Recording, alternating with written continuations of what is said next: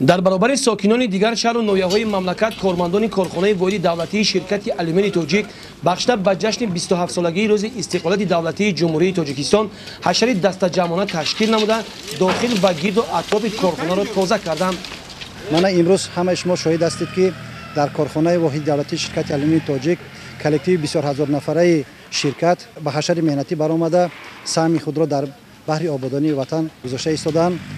ободии ватан аз خانه از کارخانه سر می شود. برای همین کارمندان شرکت الومینی تاجیک تصمیم گرفتند که در آینده این گونه شمگی ها را زیادتر نموده بهر آبادانی خلق وطن خود سهم بی‌اندازه خودشون را میگذارند.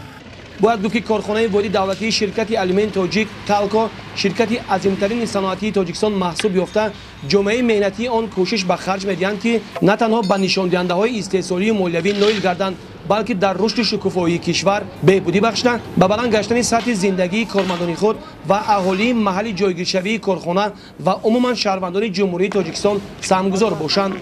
کارخانه واحد دولتی شرکت الومینی تاجیک فعالیت خود را در اساس دستور و سپارش و راهنمایی‌های به‌واسطه اساسگزار صلح و وحدت ملی پیشوای ملت پرزیدنت جمهوری تاجیکستان محترم امامعلی رحمان به راه مانده اهل زحمت آن با درک مسئولیت عظیم و افتخار از وطنداری بهر آبادی کشور فداکارانه مهنت میکنند.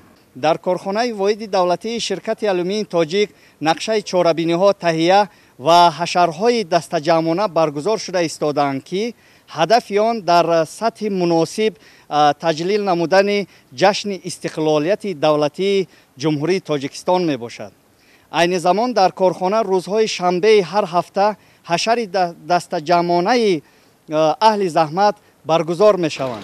امروز شرکت تالکو به قطار استحصالگران عظیم جهانی الومینی شامل بوده موقع خود را در بین شرکت‌های با نفوذ جهان پایدار و محصولات استحصال نموده‌اش را به تمام استانداردهای بین‌المللی جوابگو نموده است.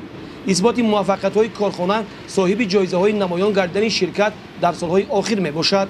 در حقیقت امروزها به کارخانه واحدی دولتی شرکت الومینی تاجیک مهمانان زیاد تشریف می‌آورند و از استحصال محصولات الومینی آشنا می‌شوند. به همین خاطر نه تنها اطراف کارخانه بلکه همه جایهای آن باید تازه و آراسته باشد. آباد و زیبا گشتن اینجا از تلاش‌های کارمندان درک می‌دهد.